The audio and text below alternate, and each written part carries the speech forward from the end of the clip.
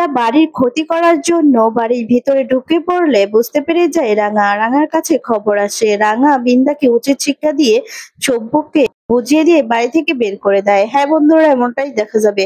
বিস্তারিত জানতে ভিডিওটিতে লাইক দিয়ে চ্যানেলটি সাবস্ক্রাইব করে দেখতে থাকুন।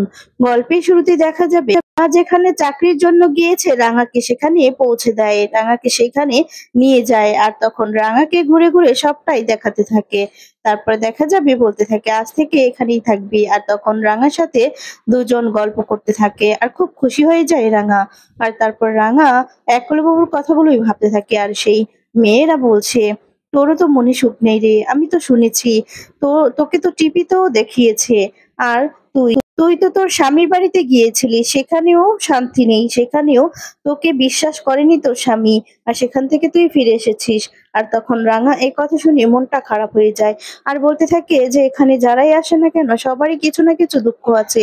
অন্যদিকে দেখা যাবে এদিকে কাজ করছে ময়না, বাড়ির কাজ করে হাঁপিয়ে যাচ্ছে আর চিৎকার করছে আর বলছে কখন আসবে, বাড়িতে আসবে সার্থকী 9টা বাজে, আগে আসলে কি হয়, আর এত রাতে আসে। আমি তো কাজ করতে করতে শেষ হয়ে গেলাম, আমার ভালো লাগছে না, আমাকে দিয়ে কাজ করাচ্ছে, মনে হচ্ছে আমি কাজের মেয়ে এই বাড়ির। আর পাঞ্চালি তখন বলতে থাকে মেজি বৌদি কথা না বললে কাজ করো না, এত কথা কেন বলছো বলো তো, কাজ করো, কাজ করা ভালো, বুঝতে পেরেছো?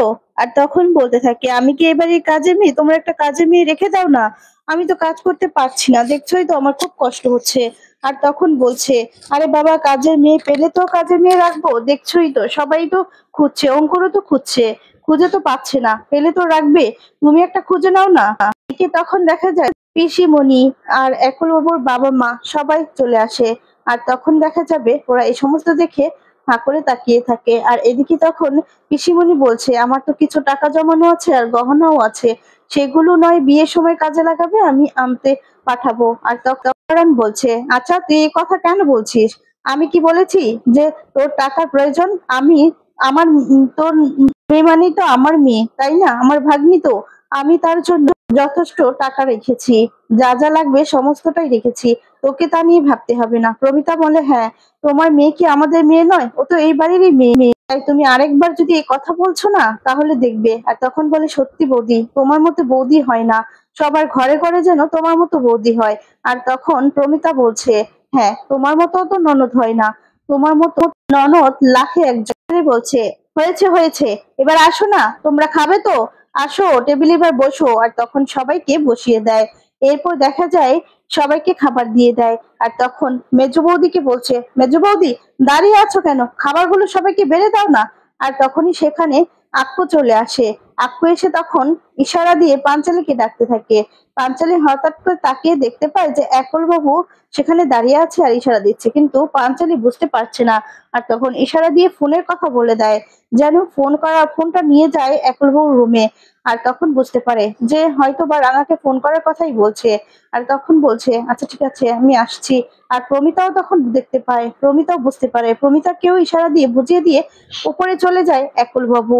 আর তখন প্রমিতা খুব খুশি হয়ে যায় যে রাঙার কথা মনে পড়ছে পাঞ্চালী তখন সেখান থেকে উপরের দিকে চলে যায়। এদিকে প্রমিতা হাসতে থাকে, নবারণ্য তখন দেখছে। আর নবারণ্য তখন বলছে কি ব্যাপার বলতো, আমি তো কিছুই বুঝতে পারছি না, কি ব্যাপার তোমাদের, ইশারা দিয়ে কি বলার চেষ্টা করছে। আর তখন বলে আর বাবা বুঝতে পারছো না, এদিকে ময়নাও ভাবতে থাকে। আর তখন বলে কি আর বলবো, দেখা যায় পিসিমণিও বুঝতে পারে। আর তখন দেখা যাবে বলতে থাকে আরে বাবা, স্ত্রী যদি দূরে কাজে যায় তাহলে কি স্বামীর কষ্ট হয় না, স্বামী কি চিন্তা হয় না সেখানে গিয়ে মেয়েটা পৌঁছালো কি না, তার জন্যই তো ছেলেটা ছটফট করছে, বুঝতে পারছো না। আর তখন বলে আসলে রাঙামতি তো এত দূরে গেছে, কাজে গিয়েছে, তো রাঙা গিয়ে পৌঁছেছে কিনা তার জন্যই আক্কু চিন্তা হচ্ছে, স্বামীর জন্য স্ত্রী এতটুকু চিন্তা, এটা তো হবেই তাই না, ভালোবাসা থেকেই তো এটা আসে।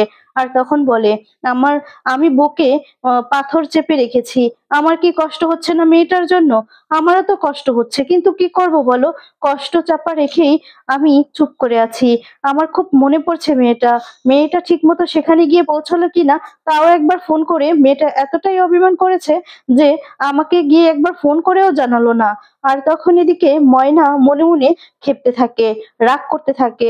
একলবাবু এদিকে ঘরে এসে পায়চারি করতে থাকে যে কখন পাঞ্চালি আসবে আর ফোন করবে। আর তখন বলছে পাঞ্চালি এসে, কি রে ভাই, কি হয়েছে তোর? আর কিসের জন্য আমাকে খবর দিলি? আর তখন দেখা যায় একলবাবু বলতে থাকে, আরে জানিস না কিসের জন্য? আর তখনই সেখানে শিমনির মেয়ে বলছে, আরে জানিস না কিসের জন্য? আর তখন একলবাবু বলে, দেখ। আর তারপর দুজন পাঞ্চালি সহ দুজনেই হাসতে থাকে। তারপর দেখা যাবে রাঙা এদিকে কথা বলছিল, রাঙাকে সেই মুহূর্তে পাঞ্চালি কল করে। আর তখন বলে, আমার দিদিভাই কল করেছে রে। এই বলে ফোনটা রিসিভ করে আর বলে, দিদিভাই বল, কেমন আছিস? আর তখন বলে, হ্যাঁ আমি তো ভালো আছি, তুই কেমন আছিস? এদিকে একলবাবুর রাঙামতির কণ্ঠ পেয়ে খুব খুশি হয়ে যায়। আর তখন বলতে থাকে, দেখ রে, আমার সাথে আরো দুটা দিদিমণি আছে রে। আর তখন বলে, তারাও তারাও আমার মতোই সবকিছু শেষ করে এখানে এসেছে। আর তখন বলে যে আমি ভালো মতোই পৌঁছেছি। আর বলে যে, রাঙা তুই গিয়ে পৌঁছেছিস, একবার তুই ফোন পর্যন্ত করিসনি? তোর জন্য বুঝি আমাদের চিন্তা হয় না? মাকে তো ফোন করে জানাতে পারতিস। আর তখন বলে, এই যে দেখ, ওদের কাছে না বন্দুকও আছে, দেখতে পেয়েছিস? ওদের কাছে বন্দুক আছে রে। আর আমার কাছে কি আছে? তীর ধনুক আছে। আমার সেটাই প্রয়োজন। আমার আর কিচ্ছু লাগবে না রে, আমার কোনো বন্দুকের প্রয়োজন নেই। তীর ধনুক দিয়েই আমার সব কাজ হবে, আমার ওটাই যথেষ্ট। আর তখন বলে, হ্যাঁ ঠিক বলেছিস।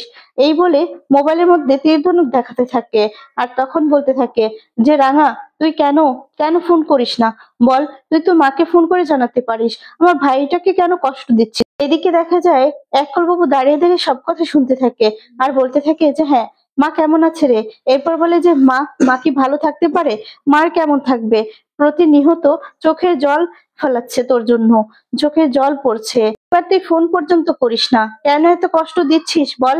সবকিছু মিটমাট করে নে না, সবার সাথে কথা বল। আর তখন রাঙামতি চুপ হয়ে যায়। এরপর বলতে বলতে, এখানে ভাইও আছে রে, দেখতে পাচ্ছিস তো? আর তখনই এ কথা বলায় রাঙামতির মোবাইলের কাছে রাঙামতি যাতে দেখতে পায় পাঞ্চালির পিছনে এসে দাঁড়ায় একলবাবু।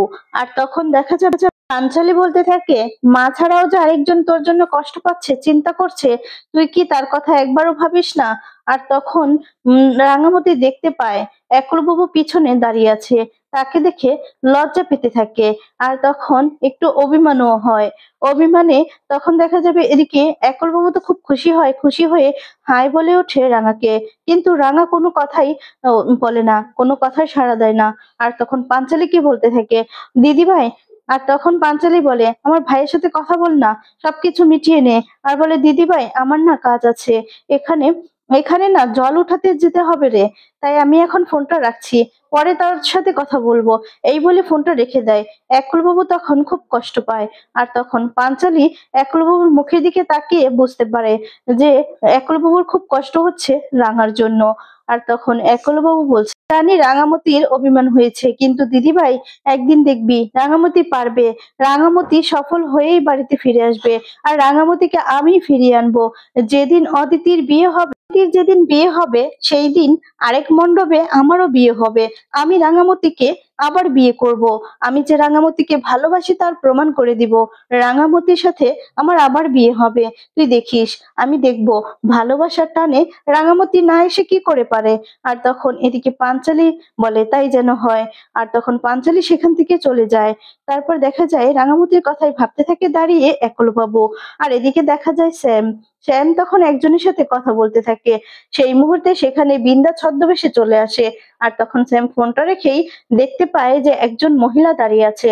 আর তখনই তার কাছে যায় আর গিয়ে বলতে থাকে, এই তুমি কে? কে তুমি? হ্যাঁ, এখানে দাঁড়িয়ে আছো কেন? কি চাই তোমার? আর তখনই বিন্দা বলতে থাকে, আরে বাপু, আমার কেউ নেই কই, আমার স্বামী আমাকে বাড়ি থেকে বের করে দিয়েছে, আমাকে আমাকে একটু জায়গা দিবে, আমার একটু জায়গা প্রয়োজন। আর তখন কণ্ঠটা শুনেই স্যামের একটু চেনা চেনা লাগে। আর তখনই ঘোমটাটা খুলে বলতে থাকে, তুমি বিন্দা? আর তখন বিন্দা বিন্দা হেসে দেয়। আর তারপর বলছে, তুমি ছদ্মবেশে, এই বেশে?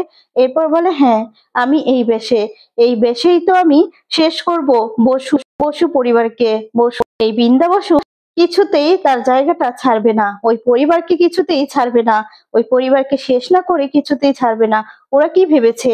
ওরা ভেবেছে আমি আমি শেষ হয়ে গিয়েছি, একদম মিশে গিয়েছি, তাই না? না, আমি ওদেরকে শেষ না করে কিছুতেই যাব না, কিছুতেই না, ওদেরকে আমি শেষ করে দিব। এই বলে হাসতে থাকে। আর তখন বিন্দার কথা শুনে অবাক হয়ে যায় স্যাম। আর তখন বিন্দার প্ল্যান সমস্ত কিছু স্যামকে খুলে বলে। স্যাম তখন সেই কথাগুলো শুনে খুব খুশি হয়ে যায় আর বলে, আসি রে বাপু, এবার আমাকে আসতে হবে। তুই তো আর জায়গা দিলি না, তাই আমাকে তো বসু পরিবারে যেতে হবে। এই বলে বিন্দা সেখান থেকে চলে যায় আর বলে, আমার আমার প্ল্যান সফল করেই তারপর আসবো। আমি ওই সভ্য, বোকা সভ্যকে কিভাবে আমি আবার বোকা বানাই আর ওই পরিবারটাকে শেষ করি, সেটাই দেখার পালা। সভ্য, তুমি তো আমার কাছ থেকে কিছুতেই পার পাবে না। এই সভ্য সভ্য যে এবার কত বড় ভুল করবে সেটা দেখার পালা। এই বলে দেখা যায় সেখান থেকে চলে যায়। অন্যদিকে দেখা যায় রাঙা যেখানে আছে সেখানে যেই যেই জায়গার ম্যাপ গুলো আছে সেগুলো রাঙাকে দেখাতে থাকে আর বোঝাতে থাকে আর বলে, তুই কিন্তু একা কিছু করতে যাস না রাঙামতি, এখানে কিন্তু সমস্ত কিছুর দায়িত্ব আমার, বুঝতে পেরেছিস? তাই আমাকে দায়িত্ব পালন করতে হবে। তাই তুই কিছু করবি না। আর তারপর কিছু করতে গিয়ে যদি কিছু হয় তাহলে কিন্তু সবকিছু দোষ আমার উপর পড়বে।